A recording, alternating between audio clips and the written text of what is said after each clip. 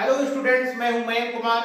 और मैंने जो पिछला वीडियो बनाया था एसिम्पटोट्स ऑफ हाइपरबोला, उसमें मैंने जो भी थ्योरी है एसिम्पटोट्स ऑफ हाइपरबोला की वो मैंने सारी की सारी कवर कर दी थी।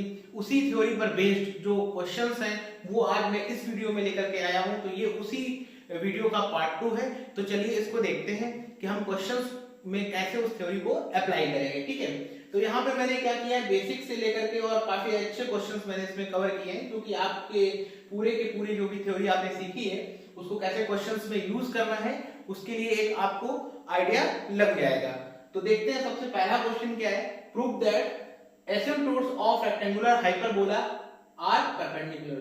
ठीक है ना, बेसिकली ये प्रूफ करना है कि जो रेक्टेंगुलर हाइपरबोला है उसका जो एसिम्पटोट्स के बीच का एंगल है वो पाई बाई 2 है, क्योंकि परपेंडिकुलर ही तो प्रूफ करना है। तो हम लोगों ने क्या देखा था, E इज इक्वल टू, अपने पास रिलेशन आया था कि इसेंट्रिसिटी और एंगल के बीच में क्या रिलेशन, तो E इज इक्वल टू अपने पास आया था sec थीटा बाई 2, जहां थीटा क्या था, एसिम्पटोट्स के बीच का एंगल हुआ करता था। अच्छा, वी नो, हम जानते हैं कि जो इसेंट्रिसिटी होती है रेक्टेंगुलर हाइपरबोला के लिए वो क्या होती है हमारे पास, √2 होती है। अब आप बोलेंगे सर कैसे आपको पता, तो बेसिकली जो इसका इक्वेशन होता है रेक्टेंगुलर हाइपरबोला का वो तो ये होता है नॉर्मल केस में, जिसकी एक्सिस जो है वो आपके पास में क्या है, एक्स एक्सिस ट्रांसवर्स एक्सिस है, और जो आपके पास कॉन्जुगेट एक्सिस है वो बेसिकली वाई एक्सिस है। तो उसका इक्वेशन ये है बेसिकली, है ना। तो इसमें पार्टी जो a इक्वल टू b होता है ना, इसकी वजह से क्योंकि फार्मूला जानते हैं e square b square upon a square होता है इसेंट्रिसिटी, राइट। तो यहाँ पर जैसे ही a इक्वल टू b इसमें पुट करते हैं वैसे ही e square is equal to 1 plus a square by a square, और यहाँ से आ जाता है हमारे पास में 1 plus 1 that is 2। So e square is equal to 2 और e इक्वल टू √2 आ गया। ठीक है ना, यहां से मैं इसको √2 को यहाँ पे जैसे मैं पुट करता हूं इस इक्वेशन के अंदर, वैसे ही मेरे पास आता है √2 is equal to sec theta by 2, right. अब sec ये जो √2 वैल्यू होती है किसकी होती है, sec पाई बाई 4 की वैल्यू होती है, राइट। sec पाई बाई 4 की वैल्यू होती है, और इधर अपने पास sec थीटा बाई 2, इससे थीटा बाई 2 अपने पास क्या निकल के आता है, पाई बाई 4 निकल के आता है, राइट। और यहां से जो थीटा आ जाएगा वो कितना आ जाएगा, पाई बाई 2 आ जाएगा। तो बेसिकली थीटा क्या है हमारे पास में, वो एंगल था एसिम्पटोट्स के बीच में। हमने देखा था ना पिछले वाले में वीडियो में कि इस तरीके से जो हमारे पास एसिम्पटोट बनते थे, इस तरीके से जो कि ऑरिजिन से पास हो रहे थे, स्टैंडर्ड के लिए बात कर रहे हैं, x square by a square minus y square by b square is equal to 1 के लिए एसिम्पटोट्स क्या आया था हमारे पास में, x minus a, x by a minus y by b, ये वाला प्लस ले लेते हैं, x by a minus y by b is equal to 0, और x square by a square minus y square by b square equal to 0। यही तो आया था ना, जो कि हाइपरबोला की जो भी इक्वेशन थी उससे k का जो है डिफर होता था इक्वेशन, वहां से ये आया था अपने पास में। और जो ये थीटा एंगल है बेसिकली वो ये एंगल भी हो सकता है और ये एंगल भी हो सकता है, ये अपने को पता नहीं है, ठीक है ना। लेकिन एसिम्पटोट्स के बीच का एंगल अगर ये थीटा ले लेते हैं तो ये बेसिकली पाई माइनस थीटा हो जाएगा, अगर इसे थीटा ले लेते तो ये पाई माइनस थीटा हो जाएगा। बट अल्टीमेटली जो है वो ये ट्रुथ है कि इनके दोनों के बीच का एंगल तो थीटा है, ठीक है ना, वो चाहे ये वाला हो और चाहे ये वाला हो। और बेसिकली ये क्या है, पेयर्स ऑफ इंटरसेक्टिंग लाइंस है। तो इसमें क्या होगा कि एक एंगल हमारे पास थीटा होगा तो दूसरा पाई माइनस थीटा होगा, हम जानते हैं इस चीज को। तो वहां से मैंने ये परपेंडिकुलर प्रूफ कर दिया। अब ये जो सेकंड नंबर क्वेश्चन है इसमें कुछ नहीं है, बेसिकली एसिम्पटोट्स का इक्वेशन दिया गया है, जैसे इसमें मैं m1 निकालूंगा, इसमें m2 निकालूंगा और उनका प्रोडक्ट करूंगा तो -1 आ जाएगा। जैसे ही -1 आ जाएगा वैसे मुझे ये पता चलेगा कि ये जो एसिम्पटोट्स है ये परपेंडिकुलर है, ठीक है ना। तो जैसे ही पता चलेगा परपेंडिकुलर है वैसे हमें इसेंट्रिसिटी पता चल जाएगी कि E इक्वल टू √2 होगी। क्यों, क्योंकि एसिम्पटोट जो परपेंडिकुलर होते हैं वो रेक्टेंगुलर हाइपरबोला में होते हैं, और ये स्टेटमेंट भी ट्रू है कि रेक्टेंगुलर हाइपरबोला के जो एसिम्पटोट्स होते हैं, asymptotes are perpendicular. If asymptotes are perpendicular then it is a rectangular hyperbola. If it is a rectangular hyperbola then its asymptotes will be perpendicular. ये दोनों बातें कन्वर्स भी इसका ट्रू है, तो वहां से ये दोनों बातें एक साथ ट्रू हो जाती है, ठीक है ना। तो यहां से अपन परपेंडिकुलर दिखा दिए और यहां से अपन देखेंगे कि परपेंडिकुलर है तो वो रेक्टेंगुलर हाइपरबोला है, तो उसकी इसेंट्रिसिटी √2 हो जाने वाली है, ठीक है ना। तो इस तरीके से ये दोनों क्वेश्चंस कवर हो जाएंगे।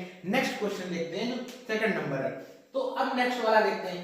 अब ये सेकंड और थर्ड जो है इसमें थोड़ा सा अलग सा क्या है कि इसमें बेसिकली क्या है कि एसिम्पटोट्स का इक्वेशन दिया हुआ है, ठीक है ना, और इसमें क्या है हाइपरबोला का इक्वेशन दिया है। इसमें एसिम्पटोट्स का इक्वेशन दे करके और मुझसे पूछ क्या रहा है, find the equation of hyperbola passes through the origin having the asymptotes these and this, right. और इसमें क्या है कि हमें हाइपरबोला का इक्वेशन दिया है और एसिम्प्टोट्स का इक्वेशन पूछा है, ठीक है। अच्छा यहाँ पर देखिए ये एसिम्प्टोट जो दिए गए हैं ये ऑरिजिन से पास नहीं हो रहे हैं, इसका मतलब ये है कि नॉर्मल जो हमारे पास स्टैंडर्ड इक्वेशन रहती है उसके एसिम्प्टोट तो है नहीं। तो अपन लेकिन एक चीज जानते हैं, क्या जानते हैं कि जो हाइपरबोला की इक्वेशन होगी और जो एसिम्प्टोट्स की इक्वेशन होगी, पेयर्स ऑफ एसिम्प्टोट्स की जो इक्वेशन होगी वो सिर्फ और सिर्फ एक कांस्टेंट k से डिफर करती है। तो हम क्या करते हैं, एसिम्प्टोट्स का इक्वेशन जानते हैं और इसी को हम क्या करते हैं L1 L2 equal to k के फॉर्मेट में लिख देंगे, क्योंकि अपन जानते हैं ना, पीछे देख ही चुके हैं कि एसिम्प्टोट्स का इक्वेशन लिखा कंबाइन करके जो भी एसिम्प्टोट दिए हैं और वो k से डिफर है तो मैंने k ले लिया। अपन k इधर भी ले सकते हैं, इधर भी ले सकते हैं। तो इसी तरीके से इसको लिख देंगे, कैसे लिखेंगे 3x 4y 7 और दूसरे वाले को लिख देंगे यहाँ पे 4x 3y 1 is equal to k। ये मेरा हाइपरबोला का इक्वेशन हो गया, क्योंकि ये डिफर है, किससे डिफर है, ये बेसिकली डिफर है। अगर यहाँ पे 0 हो जाएगा तो ये एसिम्प्टोट्स का इक्वेशन बन जाता, लेकिन चूंकि ये हाइपरबोला का है इसलिए कि ये मैंने पिछले वीडियो में एक्सप्लेन किया हुआ है। अब क्या कह रहा है, this is the equation of hyperbola हो गया, राइट। बट एक चीज और दी होगी, ऐसे क्वेश्चन में क्या एक पॉइंट जरूर देता है, वो एक पॉइंट हमें जरूर देता है, क्योंकि k की वैल्यू भी निकालनी पड़ेगी ना मेरे को।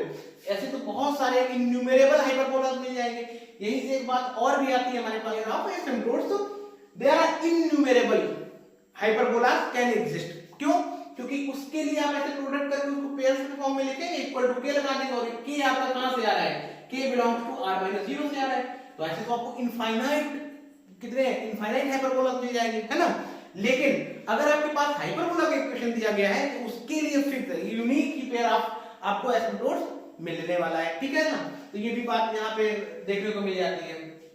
अब क्या करेंगे, बेसिकली नेक्स्ट देखते हैं। अब हमारे पास इसको ऑरिजिन से उजाड़ना है, क्योंकि ये अपने पास में क्या है, इक्वेशन ऑफ हाइपरबोला है जो कि ऑरिजिन से बात कर रहा है। जैसे इस पे ऑरिजिन रखेंगे हम लोग k की वैल्यू गेट कर लेंगे और उसको उठा के यहाँ पे रख देंगे, इसको प्रोडक्ट करेंगे, हाइपरबोला का इक्वेशन आ जाने वाला है, ठीक है ना। आई थिंक ये आपको समझ में आया होगा। अब नेक्स्ट 3 नंबर इसी में देखते हैं। 3 नंबर कैसे करेंगे, 3 नंबर में क्या है कि हमें एसिम्प्टोट्स निकालना है, ठीक है। अब ये यूनिक हो गया, k का वैल्यू जैसे निकल आएगा तो ये यूनिक हो जाएगा, तो उससे पता चल जाएगा यही वाला हाइपरबोला है जिसके लिए k की वैल्यू ये है और उसके एसिम्प्टोट्स ये हैं। लेकिन अगर k का वैल्यू ना निकला होता तो इनन्यूमरेबल मतलब इनफाइनाइट इक्वेशंस मिल जाएंगे आपको, है ना। हर एक k के लिए एक हाइपरबोला एग्जिस्ट कर जाएगा, कहने का भाव ये था पिछले वाले का, ठीक है ना। अब इसको देखते हैं 3rd नंबर। इसमें क्या हुआ है कि इसमें हमको हाइपरबोला दे रखा है इसमें। अब देखिए इसमें क्या यूज करेंगे अपन लोग, तो इसमें क्या करते हैं बेसिकली कि ये वाला जो इक्वेशन दिया गया है ये हमारे पास में क्या है, हाइपरबोला की इक्वेशन को अपन क्या करेंगे, क्योंकि कांस्टेंट k से डिफर होगा, राइट। तो इसको भी k से डिफर करना है, ऐसा नहीं करना है, ऐसा नहीं करना है कि इसको 0 लगा देंगे कांस्टेंट को 0, नहीं नहीं नहीं ये नहीं करना है, क्योंकि ये हमारे पास कोई स्टैंडर्ड नहीं है ना। इसलिए स्टैंडर्ड जब होता है तब उसमें 0 कर देते हैं, ये हमारे पास नॉन स्टैंडर्ड है ना। तो जो नॉन स्टैंडर्ड वाला है तो उसके लिए हम क्या करेंगे, k का ही यूज करेंगे। लेकिन इसमें k का यूज जब करेंगे तो डिफरेंट टैक्टिक्स यूज करेंगे। जब आइसोटोप दिया गया होता था, हाइपरबोला निकालना था तो पॉइंट पता था, उससे k का वैल्यू आया। लेकिन यहाँ के लिए क्या करेंगे देखते हैं। इसमें सबसे पहले लिखते हैं 3x² + 10xy + 8y² + 14x + 22y + 7 = k ले लेते हैं, क्योंकि एसिम्प्टोट्स का इक्वेशन जो होगा वो हाइपरबोला के इक्वेशन से एक कांस्टेंट k से डिफर करेगा। इस तरीके से हाइपरबोला का इक्वेशन एसिम्प्टोट्स के जो पेयर्स ऑफ एसिम्प्टोट जो होते हैं बेसिकली उनसे k जो है वो डिफर करता है। जब एसिम्प्टोट्स का इक्वेशन बोलता हूं तो उसमें ये बात ऑलरेडी शामिल होती है कि पेयर्स ऑफ एसिम्प्टोट्स का जो इक्वेशन है, कंबाइंड इक्वेशन ऑफ एसिम्प्टोट जो लिखा हुआ है उसकी बात की जा रही है, मतलब L1 L2 की बात की जा रही है ना। तो अब इसमें क्या करेंगे बेसिकली, अब इसमें एक चीज हम लोग जानते हैं बेसिकली, वो हम क्या जानते हैं, पहले तो इस k को इधर लिखा है, अब k को इस तरफ बुला लेते हैं, तो इधर बुलाया तो -k हो गया = 0, या आप चाहें तो +k = 0 लिख दे, कुछ भी लिखे, क्योंकि बाद में k अपने आप को एडजस्ट कर लेगी, क्योंकि ये रियल नंबर है, ठीक है ना। अब क्या करेंगे बेसिकली, हम लोग जानते हैं कॉनिक सेक्शन से कि अगर ax² + 2hxy second degree equation of conic लिख रहा हूं मैं, +by² + 2gx + 2fy + c = 0, ये बेसिकली सेकंड डिग्री कॉनिक है, राइट। ये क्या करते हैं, ये रिप्रेजेंट करते हैं पेयर्स ऑफ स्ट्रेट लाइंस को रिप्रेजेंट करती है, ये डिफरेंट कॉनिक्स को रिप्रेजेंट करती है। लेकिन ये पेयर्स ऑफ स्ट्रेट लाइन को कब रिप्रेजेंट करती है, जब हमारे पास डेल्टा की वैल्यू 0 हो जाती है। अब ये डेल्टा क्या है, तो डेल्टा अपन जानते हैं कि abc + 2fgh माइनस, याद करने का तरीका है A B C 2FGH, A F, ए के साथ एफ उठाओ, बी के साथ जी उठाओ, सी के साथ एच उठा लो, तो क्या हो जाएगा ए एफ और इस 2 को ऊपर भेज दो, A F square minus B G square minus C H square, okay, is equal to 0 होना चाहिए। अब ये ए बी सी कहां से आएंगे, तो बेसिकली आप जानते हैं इस इक्वेशन को इससे कंपेयर कर देंगे, तो ए का वैल्यू कितना आ जाएगा अपने पास में, ए इक्वल टू अपने पास कितना आ जाएगा, ए इक्वल टू अपने पास आ जाने वाला है, यहीं पे मैं लिख देता हूं, ए इक्वल टू 3 आ जाएगा, b इक्वल टू अपने पास क्या आ जाएगा, इससे अपन b कंपेयर करेंगे, b y स्क्वायर का कोएफिशिएंट 8 आ गया, h कंपेयर करेंगे तो 2h इक्वल टू 10, तो h इक्वल टू कितना आ जाने वाला है, 5 आ जाने वाला है, फिर यहां से 2g इक्वल टू 14x, तो g इक्वल टू 7 आ जाने वाला है, और यहां से 2f इक्वल टू 22 है, तो f का वैल्यू कितना आ जाने वाला है, 11 आ जाने वाला है, c का वैल्यू आ जाएगा 7 प्लस k आ जाएगा, c equal to 7 plus k आ जाएगा, और ये सारी वैल्यूज को उठा करके इस इक्वेशन में रखेंगे, इससे k का वैल्यू आ जाएगा, और उस k का वैल्यू उठा करके जैसे हम यहाँ पे रखेंगे तो वो हमारे पास क्या आ जाएगा, इक्वेशन ऑफ एसिम्प्टोट्स आ जाने वाला है, ठीक है ना, इस तरीके से इसको सॉल्व करेंगे, ठीक है ना। अब नेक्स्ट क्वेश्चन की बात करते हैं, if a parabola passes through the origin having this and this, ठीक है ना। अब इस क्वेश्चन में जो है ये दोनों जो क्वेश्चंस हैं, इन दोनों क्वेश्चंस में बेसिकली क्या है कि एक बहुत अच्छा कॉन्सेप्ट यूज होगा, वो कॉन्सेप्ट है बेसिकली जो मैंने बताया था उस वीडियो में फर्स्ट पार्ट में इसके, कि जो एसिम्प्टोट्स होते हैं वो 4 रीजन्स में डिवाइड करते हैं, ठीक है ना, वो 4 रीजन से रिलेटेड है कि कौन से रीजन में क्या लाई करेगा, अभी इसको देखते हैं, इस क्वेश्चन को इनको पूरा देखते हैं, ठीक है। चलिए 4th नंबर क्वेश्चन देखते हैं, अपन सॉल्यूशन देखते हैं इसका। मेरे पास क्या दिया हुआ है, एक हाइपरबोला है जो ऑरिजिन से पास कर रहा है, ठीक है, जिसके एसिम्प्टोट्स की इक्वेशन ये और ये है हमारे पास में, और मुझे क्या फाइंड करना है, ट्रांसवर्स एक्सिस को फाइंड करना है, ठीक है ना। अब अपने पुराने डायग्राम पे लौटते हैं, अपना डायग्राम अपन जानते ही होता है हाइपरबोला का, स्टैंडर्ड हाइपरबोला के लिए, और इसके बाद में ये होता है इस तरीके से एसिम्प्टोट्स आते हैं, राइट, इक्वेशन ऑफ एसिम्प्टोट्स आते हैं, डन। अब ये मुझे बताइए कि जब ये हाइपरबोला किसी पॉइंट से पास करेगा, अभी मैं क्या कर रहा हूं, स्टैंडर्ड पे चीज को समझा रहा हूं, और ये जो कि नॉन स्टैंडर्ड है बेसिकली, ये क्योंकि ये देखिए ऑरिजिन से पास नहीं हो रहा है, तो नॉन स्टैंडर्ड में क्या करेंगे अपन, इसको अप्लाई कर लेंगे, ठीक है, पहले स्टैंडर्ड से इसको समझ लीजिए। तो देखिए ये हमारे पास स्टैंडर्ड के लिए एसिम्प्टोट्स बना दिया, हाइपरबोला बना दिया, ब्रांचेस बना दिए, तो बेसिकली अब देखिए अगर सपोज करिए कि यही वाला हाइपरबोला किसी पॉइंट a, b से पास हो रहा होता, तो या तो वो यहाँ a, b होता, इस ब्रांच पे कहीं लाई करता, यहाँ होता, कहीं ना कहीं ब्रांच पे होता, या वो a, b इस ब्रांच पे होता कि नहीं होता, डन। अब देखिए जब वो पॉइंट यहाँ पर होता, तो मुझे एक बात बताइए कि हमारे पास रीजन कौन सा आता है, ये वाला रीजन आता है ना, बोलिए, ये वाला रीजन आता, और या तो ये वाला रीजन आता, क्यों, ये इसलिए आता क्योंकि हम ये जानते हैं कि जो ये वाला पॉइंट रीजन है ना, ये वो रीजन है जहां हाइपरबोला की ब्रांचेस नहीं है, हाइपरबोला की ब्रांचेस सिर्फ इसी रीजन में है, ठीक है, यहां तक मामला डन हो गया है। अब क्या करें, अब देखिए क्योंकि ये 4 रीजन्स में डिवाइड करता है, 1 2 3 4, ठीक है ना, ये 4 रीजन्स में इसको डिवाइड करता है। अब क्या करें, अब इसके बाद एक बहुत स्ट्रॉन्ग चीज और यूज होने वाली है यहाँ पर, कि जो ये एंगल होता था, ये बेसिकली ये लाइन और ये लाइन क्या है अपने पास में, ट्रांसवर्स एक्सिस और कॉन्जुगेट एक्सिस है, डन। इसके बाद हमने ये भी बताया कि ये एंगल्स जो होते हैं एसिम्प्टोट्स के बीच के एंगल होते हैं, तो ये एंगल और ये एंगल दो एंगल बनते हैं, क्योंकि ये इंटरसेक्टिंग लाइंस है, बेसिकली पेयर्स ऑफ लाइन है, तो ये दो एंगल्स बनते हैं, ठीक है ना। अब ये वाले जो लाइन है, ये अभी क्योंकि हम स्टैंडर्ड में बात कर रहे हैं, ये वाली जो लाइन है ये बेसिकली ट्रांसवर्स है, तो अब ये क्या करती है, इन दोनों एंगल्स को क्या करती है, बाइसेक्ट कर देगी, तो बेसिकली ये लाइन कहीं ना कहीं एंगल बाइसेक्टर भी हो गई इस एंगल के लिए। सपोज कर लेते हैं ये थीटा था, तो ये भी θ/2 हो गया, ये भी θ/2 हो गया, अगर थीटा एंगल था, ठीक है ना, और अकॉर्डिंगली ये पाई माइनस थीटा था, तो पाई माइनस θ/2 और पाई माइनस θ/2 इस वाली लाइन के लिए हो जाएगा। तो इसका मतलब ये ट्रांसवर्स एक्सिस जो है और ये कॉन्जुगेट एक्सिस जो है ये बाइसेक्टर हो गई, किसकी, एंगल्स बिटवीन द एसिम्प्टोट्स के लिए, यस और नो। तो बेसिकली ट्रांसवर्स एक्सिस जो हो गई वो बाइसेक्टर हो गई। तो अब यहां से कौन सा कॉन्सेप्ट अप्लाई होता है, याद करिए, इसमें अब अपन लोग स्ट्रेट लाइन का जो बाइसेक्टर वाला कॉन्सेप्ट है अब उसका यूज करेंगे इसमें, ठीक है ना, अब उसका यूज करेंगे, ठीक है। तो अब कैसे उसको यूज करें? तो देखिए हम जानते हैं बेसिकली कि जो बाइसेक्टर होता है वो दो तरीके से हम निकाल देते हैं, ठीक है। पहले उसका मैं इक्वेशन लिख देता हूं। अब इसको, इस कॉन्सेप्ट को बाइसेक्टर वाले को इसमें यूज करते हैं। स्टैंडर्ड से समझ में आ गया ट्रांसवर्स एक्सिस का है। एक छोटी सी बात और मैं एक्सप्लेन कर दूं। ये देखिए ट्रांसवर्स एक्सिस क्या कर रही है, यहां से पास हो रही है, तो ट्रांसवर्स एक्सिस किस रीजन में लाई कर रही है इसमें स्टैंडर्ड वाले में? उसी रीजन में लाई कर रही है। देखिए इस वाले रीजन में लाई कर रही है, कर रही है नहीं कर रही है? इस वाले रीजन में तो नहीं कर रही ना, इसमें कर रही है। तो बेसिकली इसके लिए भी यही होगा ना, इसी रीजन में ट्रांसवर्स एक्सिस लाई करेगी, यस और नो। और ये रीजन कौन सा है? जो पॉइंट को लिए, क्योंकि यहां पर ब्रांच भी है ना, तो इस पॉइंट को भी इस रीजन में ले रखा है। तो बेसिकली ट्रांसवर्स एक्सिस वहां लाई करेगी जहां पर वो, जिस रीजन में वो पॉइंट कंटेन किया जा रहा होगा, ठीक है ना। इतनी बात तो डन हो गई यहां से।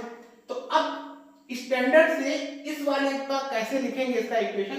तो बेसिकली यहां कॉन्सेप्ट यूज करेंगे, बेसिकली वही एंगल बाइसेक्टर वाला है। तो लिखते हैं इसको। तो बेसिकली ये एसिम्प्टोट पहले लिखते हैं। तो क्या होता था हमारे पास में, लाइन 1 लाइन 2, इसको ऐसे लाइन 1 लाइन 2 तरीके ट्रीट करेंगे। तो लिखते हैं 3x - 4y - 1 upon under root 3 का स्क्वायर 9 प्लस 4 का स्क्वायर 16 इज इक्वल टू, अब यहां प्लस और माइनस दो चीजें होती थी बेसिकली, डिसाइड बाद में करेंगे। पहले लिखते हैं 4x - 3y - 6 upon under root 16 plus 9, ठीक है। ये पार्टी और ये पार्टी तो गई, राइट। अब बचा क्या अपने पास? अपने पास बचा 3x - 4y - 1 is equal two plus minus और 4x - 3y - 6, यही तो बचा, डन। अब ये डिसाइड कैसे करें कि कौन सा बाइसेक्टर जो होगा प्लस वाला होगा या माइनस वाला होगा, ये कैसे डिसाइड करें? तो देखिए समझिए बात को। अपन ये जानते हैं कि इस पॉइंट को उठा करके, क्योंकि ये बेसिकली अब अपन इसमें, अब ये स्टैंडर्ड निकला, अब ये होगा नॉन स्टैंडर्ड। अब ये ट्रांसवर्स एक्सिस वो एक्स एक्सिस नहीं है, कॉन्जुगेट एक्सिस जो है ये हमारे पास नॉर्मल वाली कॉन्जुगेट एक्सिस नहीं है, बट ये समझाने के लिए डायग्राम अभी वही का वही बना हुआ है, इसी से समझते हैं इसको। अब क्या करेंगे बेसिकली, अब हम करते ही हैं बेसिकली इस पॉइंट को, जो मान लेते हैं कि कोई ऑरिजिन रहा होगा, ऑरिजिन बेसिकली को बोला गया ऑरिजिन से पास करना है, तो ये ऑरिजिन है बेसिकली पॉइंट, अब मान लेते हैं, ठीक है ना। तो अब इस ऑरिजिन को, मुद्दा ये कि इस ऑरिजिन को इस पे रख डालेंगे, किस में डालेंगे? लाइन के अंदर डालते हैं, यही तो होता है ना। अगर साइन सेम आ जाएंगे तो क्या हो जाएगा बेसिकली, ये लाइन के सेम साइड में होगा, और अगर साइन डिफरेंट आ जाएंगे तो ये अपोजिट साइड में होगा, यही होता है ना। तो अगर अपोजिट साइड में होगा तो माइनस वाला साइन लेना है, और अगर सेम साइड में होगा तो प्लस वाला साइन लेना है। चलिए इस पॉइंट को लाइन में डाल देते हैं। जैसे मैंने इसको डाला, अगर मैं इसको fx, y में लिख दूं, इसको f1 लिख दूं 3x - 4y - 1, इजीली अपन देख सकते हैं 0, 0 पे कितना आ गया -1। और इसी तरीके से सिमिलरली अगर देखें तो f2 0, 0 जो होगा वो भी अपने पास में कितना आ जा रहा है, हमारे पास -6 आ रहा है, ये भी नेगेटिव और ये भी नेगेटिव है।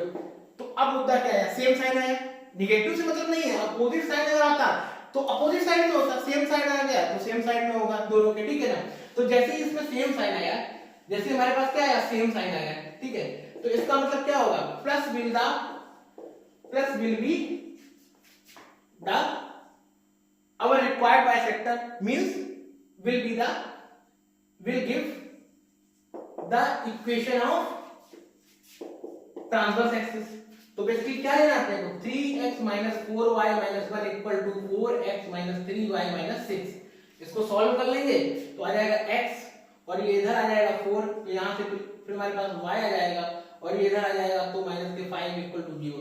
ये अपने पास क्या आ गया, ये अपने पास आ गया इक्वेशन ऑफ ट्रांसवर्स एक्सिस, ठीक है ना। ये ट्रांसवर्स एक्सिस का इक्वेशन आ गया। तो सर नेगेटिव वाला क्या देगा, वो अपने पास कॉन्जुगेट एक्सिस दे देगा। लेकिन कल को सोचो कि अगर कल को कोई यहाँ पे दूसरा पॉइंट मान लीजिए a, b होता, ठीक है, a, b होता, अगर उसको डालते और यहाँ पे सपोज करिए कि आपने a, b डाला, और यहाँ पे मान लीजिए नेगेटिव आ गया और ये अपने पास पॉजिटिव आ गया, ठीक है ना, ये पॉजिटिव आ गया, तो फिर अब क्या होगा, बाइसेक्टर नेगेटिव वाला जो होगा ना, वो बेसिकली इसको, वो किस रीजन में होगा, जो रीजन इस पॉइंट को कंटेन किए है, और जिसमें आपकी ब्रांच और एसिम्प्टोट दोनों पड़ते हैं, मतलब ये वाला रीजन या ये वाला रीजन, और यहीं से ट्रांसवर्स एक्सिस गुजर रही है। तो अपन उसका इक्वेशन कैसे लिखते हैं, क्योंकि अपोजिट साइन था तो अपोजिट वाला जो है वो हमें उसका इक्वेशन देता, तो ये प्लस जहां लिया हुआ है माइनस ले लेते, तो प्लस वाला कॉन्जुगेट हो जाता, ठीक है ना। ये मामला क्लियर हो गया। तो ये बेसिकली इस तरीके से निकालना है, और इसी वजह से नेगेटिव वाला पोर्शन ले लेंगे, 3x - 4y - 1 = -4x - 3y जो है, इसी में जो है कॉन्जुगेट एक्सिस जो देगा वो देगा 3x - 4y - 1 = 4x minus 3y minus 6। I think ये आपको समझ में आया होगा। चलिए अब नेक्स्ट क्वेश्चन देखते हैं, जो 5th नंबर क्वेश्चन है। From a point P1, 2 then, तो बेसिकली एक ऐसी डायग्राम बनाते हैं, पहले तो नॉर्मल सा डायग्राम बना लेते हैं, ठीक है ना। स्टैंडर्ड जैसा दिख रहा है बट ये स्टैंडर्ड है नहीं, ठीक है ना। अपन ने अपनी समझदारी दिखाने के लिए डायग्राम बनाया हुआ फर्जी वाला, ठीक है। ये फर्जी डायग्राम बना लिया क्योंकि बातें समझ में आएंगी। P अपने पास एक पॉइंट है 1, 2, ठीक है, रहा होगा कोई पॉइंट। थोड़ी और इंफॉर्मेशन देखते हैं। Pair of tangents are drawn to the hyperbola, one tangent to each arm of the hyperbola. क्या बात है, कह रहा है कि हर एक दोनों ब्रांचेस पर टेंजेंट इस पॉइंट से डाली गई है। अब तुरंत क्लिक करना चाहिए, अपने को चमकना चाहिए। क्या चमकेगा कि अपन के पास कौन सा रीजन होता था जिससे दोनों डिफरेंट ब्रांचेस में पड़ती थी टेंजेंट, तो तुरंत चमका इस वाले रीजन में पड़ती थी। तो तुरंत यहाँ पे P कहाँ लाई कर रहा होगा, यहाँ लाई कर रहा होगा 1, 2, जिससे इस पे और इस पे टेंजेंट डाली गई होगी। मैं बना नहीं रहा हूँ, समझदारी के लिए। यहाँ पे अगर यहाँ पे कह देता कि एक ही ब्रांच में पढ़ रही है और सिंगल ब्रांच, तो P यहाँ लाई कर रहा होता। यहाँ तक मामला क्लियर है। अब आगे बढ़ते हैं। एसिम्प्टोट्स का इक्वेशन दे दिया है और बोल ये रहा है, कह रहा है कि आप जो है इसेंट्रिसिटी बता दीजिए। क्या बात है, चलिए बताते हैं। तो सबसे पहले अपन क्या करेंगे, इसेंट्रिसिटी का अपना फार्मूला यूज करेंगे क्योंकि पीछे देखा है हमने। तो अपन डायरेक्ट लगा दें sec θ/2। चलिए लगा कर खुश हुए कि क्या ये लगा देंगे क्वेश्चन मार्क, क्या आप डायरेक्ट लगा दोगे? तो बोलेंगे सर इसेंट्रिसिटी की तो पहले मुझे θ/2 चाहिए होगा और θ/2 मिल जाएगा तो मैं लगा दूंगा। तो मैं कहते चलो सोचते हैं, अभी इसको पेंडिंग करते हैं, क्वेश्चन मार्क लगाते हैं। अब सबसे पहले एंगल निकालते हैं। तो एंगल बिटवीन टू एसिम्प्टोट्स कैसे निकालेंगे? एक ही फॉर्मूला है अपने पास। कौन सा फॉर्मूला है अपने पास में? n theta equal to 2ab upon a square minus b square. निकालिए भाई। अपने पास इक्वेशन क्या है? तो L1 लिख देता हूं मैं √3x minus y plus 5 equal to 0 और L2 को लिख देते हैं √3x minus plus y minus 1 equal to 0। इससे हम लोग क्या करते हैं, सबसे पहले अपन लोग m1 निकालते हैं, √3 आता है। इससे अपन m2 निकालते हैं, वो कितना आता है, -√3 आता है, ठीक है ना। अब कंपेयर करना चाहेगा b बाई a से और इसको मान लेते हैं -b बाई a है, तो अपन देख सकते हैं कि b का वैल्यू ये है। लेकिन अपन क्या करेंगे, इस फॉर्मूले को लगा सकते हैं ऐसे, और एक और फॉर्मूला तो अपन जानते हैं, तो क्यों ना उसी को लगा दें। tan theta is equal to mod m minus m2। भाई अपने को जो इजी लगेगा वही लगा देंगे, है ना। पहले तो अपन को लगा ये वाला लगा देंगे। अब इसमें लगा कि इसको क्या कंपेयर करेंगे, रखेंगे। तो बेस्ट एग्जांपल ऐसे बोल दिया, m1 m2 निकालना आसान है, फटाक से लगा दिया फॉर्मूला। क्या है अपने पास में, m1 हमारे पास में √3 हो गया, -√3 हो गया, ठीक है ना। m2 तो ये हो गया माइनस ऑफ √3, राइट। और यहाँ पे आ गया 1 -3 हो गया यहाँ पे बेसिकली, डन। तो ये पार्टी आई कितनी, 3 आ गई, 2, ठीक है। तो यहाँ से बेसिकली ये 2 चला गया, ये माइनस बेसिकली मॉड में ऑब्जर्व कर लिया मॉड को, मॉड नेगेटिव को। tan थीटा इक्वल टू कितना आया, √3 आया। तो थीटा इक्वल टू कितना आ गया, π/3 आ गया, मतलब 60 डिग्री आ गया हमारे पास, है ना। ये कितना आ गया, 60 डिग्री आ गया। अच्छी बात, 60 डिग्री आ गया। अब क्या करें सर, इसको रख दें यहाँ पे θ/2। यहाँ से बेसिकली अगर अपन निकाले तो यहाँ से θ/2 को अपने पास π/6 आ रहा है, तो क्या इस π/2 को यहाँ पर रख दिया जाए आंसर के लिए। तो मैं आपसे क्वेश्चन पूछूंगा कि ये बताइए कि ये जो π/2 है, ये जो थीटा आया है, ये कौन सा वाला थीटा है, ये वाला थीटा है या ये वाला थीटा है? आप बोलेंगे सर पता नहीं कौन सा थीटा है, ये तो मुझे नहीं पता। तो मुद्दा ये आएगा जब आप π/2 करेंगे, अगर आप थीटा इसको लेट करेंगे तो π/2 तो ये हो जाएगा क्योंकि ये टर्म ऑफ एक्सिस है बेसिकली, और ये एंगल बाइसेक्टर है, तो θ/2 तो अगर ये आपका थीटा है पूरा एंगल, तो ये वाला जो एंगल हो जाएगा वो θ/2 हो जाएगा, राइट। ये θ/2 हो जाएगा अगर ये आपका थीटा रहा, और इफ ये थीटा रहेगा तो ये θ/2 हो जाएगा। लेकिन मुद्दा यहाँ पे आता है कि θ/2 है क्या, कैसे, मतलब क्या करेंगे इसका। तो बेसिकली मुद्दा यहाँ पे ये फंसेगा कि पहले ये डिसाइड किया जाए कि θ/2 जो ये अपने पास एंगल है, ये कौन सा वाला है, ये वाला है या ये वाला है। बोलेगा सर कोई सा भी बना रहा है, अपने को तो सीधा रखना है, आंसर ले आना है। तो प्रॉब्लम आएगी। प्रॉब्लम क्या आएगी कि जो ये θ/2 आपने ये ले रखा है ना, ये वाला, बेसिकली हम लोग क्या लिए थे, tan θ/2 इक्वल टू b/a मान, यही तो लिए थे। और b/a बेसिकली क्या था, स्लोप था, किसका, एसिम्प्टोट का, था कि नहीं था। तो स्लोप क्या होगा, स्लोप तो x एक्सिस के साथ लिया गया होगा, तो वो तो बेसिकली ये वाला होगा, θ/2 जिसमें लिया गया था ये, एंगल, तो एसिम्प्टोट एक्सिस के साथ बना रहा होगा। तो अगर ये वाला निकल आया तो मामला गड़बड़ हो जाएगा हमारा, क्योंकि इसमें हमें क्लियर तो है नहीं। अगर ये वाला आपने ले लिया, मान लो सपोज करो कल को थीटा ये वाला निकला, तो उस दिन तो गड़बड़ हो जाएगा थीटा बाय 2 पाई बाय 6 लेने में, क्योंकि वो तो यहाँ से फिर इस तरीके से पाई माइनस थीटा बाय 2 आना चाहिए उसको, राइट। तो वो ऑब्ट्यूज एंगल बन जाना चाहिए था, है ना। और चूंकि ये एंगल एक्यूट आया है तो बेसिकली ऑब्ट्यूज रहता है ना। तो पहले क्या करेंगे, अपन कंफर्म करेंगे ये जो एंगल है हमारा ये किस रीजन का है। अगर इस रीजन का निकला तो पाई माइनस थीटा से निकालेंगे इसको और इसको फिर बाय 2 कर देंगे और उसको यहाँ पे रखेंगे इसमें। और अगर इसी रीजन का निकला तो बल्ले बल्ले आराम से लगाएंगे, आंसर लाएंगे, ठीक है। तो चलो पहले इसको चेक करते हैं। तो बोलेंगे चेक कैसे करेंगे सर, है ना, मुद्दा आता है चेक कैसे करेंगे। तो देखते हैं चेक कैसे करेंगे, ठीक है। तो पहले मैं इसको कि सबसे पहले अपन क्या करेंगे कि अपन वही पुराना कॉन्सेप्ट लगाएंगे एंगल बाइसेक्टर वाला, ठीक है ना। क्या लगाएंगे कि ये पॉइंट के अंदर है उसमें कौन सा एंगल बन रहा है, एक्यूट बन रहा है या ऑब्ट्यूज बन रहा है। अगर इतना मुझे क्लियर हो जाए तो मैं कंफर्म कर लूंगा कि भाई साहब ये जो है एक्यूट वाला है तो मेरा वाला एंगल ये है। अगर ये ऑब्ट्यूज में क्लेम कर दूं तो पता चल जाएगा ये एक्यूट है। डन। तो अपन सबसे पहले क्या करेंगे कि हम जानते हैं किसी में भी कि f अगर अपन पढ़ रखे हैं इसमें बेसिकली कि हम क्या करते हैं कि कोई भी लाइन अगर इस तरीके से अपने पास दी गई है तो इसमें अगर ऑरिजिन डालें, मतलब कि आप अगर लाइन 1 में मतलब L1 में अगर आप 0,0 डाल रहे हैं तो जो आता है आपके पास, मान लीजिए पॉजिटिव 5 प्लस 5 आ रहा है और L2 में 0,0 अगर आप डाल रहे हैं तो क्या आ रहा है, माइनस बना रहा है, मतलब ये पॉजिटिव आ गया या नेगेटिव आ गया। अगर अपोजिट साइन है, अपोजिट साइन आ जाए तो आप एंगल क्या लेते थे, A1 A2 plus B1 B2 check करते हैं। तो ये अगर अपोजिट है तो एक्यूट एंगल कौन देता था, ये देता था, ये सुन लो। और अगर सपोज ये सेम साइन आते तो लेस देन वाला जो होता है वो एक्यूट एंगल देता, ये सुन लो। ये चीज तो हम लोग पढ़ रखे हैं। तो जैसे ही इसको चेक करेंगे तो देखते हैं क्या आता है अपने पास में। A1 A2 रखेंगे, √3 रखेंगे, इनटू √3 करेंगे, प्लस -1 इनटू -1 कर देंगे, ठीक है। और जैसे इसको चेक करते हैं तो ये +1 बन जाता है और 3 बन जाता है, 3 + 1 बन जाता है ना, equal to 4 that is positive. इसका मतलब क्या होगा, इसका मतलब ये हुआ कि ऑरिजिन यहां लाई कर रहा है, वहां पर अपने पास क्या है, एक्यूट एंगल है। तो acute angle where origin lies, ये मामला पहला कंफर्म हुआ कि जहां ऑरिजिन है भैया वहां तो एक्यूट है। अब ये कैसे पता चले कि ऑरिजिन और ये पॉइंट हो सकता, अब इस पॉइंट के लिए भी पता करना। अब ये क्लेम हो जाए कि ये जो पॉइंट है ये वाला, ये ऑरिजिन से दूसरी तरफ है, ये अगर क्लेम हो गया तो अपन ये देख लेंगे कि ऑरिजिन की तरफ वाला एक्यूट है और ये पॉइंट है तो वो ऑब्वियसली ऑब्ट्यूज हो जाएगा, क्योंकि अपोजिट वाला हो जाएगा, अपोजिट रीजन में हो जाएगा, दूसरे रीजन में हो जाएगा, बेसिकली, है ना। तो अब क्या करते हैं, इस पॉइंट को इस पे डालते हैं। तो जैसे देखेंगे L1 1, 2 that is equal to what, √3 - 2 + 5। Basically ये पार्टी पॉजिटिव हो जाएगी क्योंकि -2 से 5 बढ़ा और ये पॉजिटिव है, तो ये बेसिकली पॉजिटिव है। और L1 1, 2 जब चेक करेंगे तो वो क्या आ जाएगा हमारे पास, √3 + 2 ये -1 है। तो बेसिकली ये 1 से बड़ा है हमारे पास, तो ये भी पॉजिटिव। तो ये पूरी पार्टी क्या होगी, पॉजिटिव होगी। मतलब ये पता चल गया कि ये पॉइंट और ये ऑरिजिन दोनों क्या है, डिफरेंट रीजन में, सेम रीजन में नहीं लाई करते। इसका मतलब ऑरिजिन जहां लाई करता है वहां क्या है, एक्यूट एंगल है, और जहां ये लाई करता है वहां क्या है, ऑब्ट्यूज है। और ये कहां लाई करता है, यहां लाई करता है, मतलब ये ऑब्ट्यूज है। तो एक्यूट कौन है, ये एक्यूट है एंगल। बस अपना काम हो गया।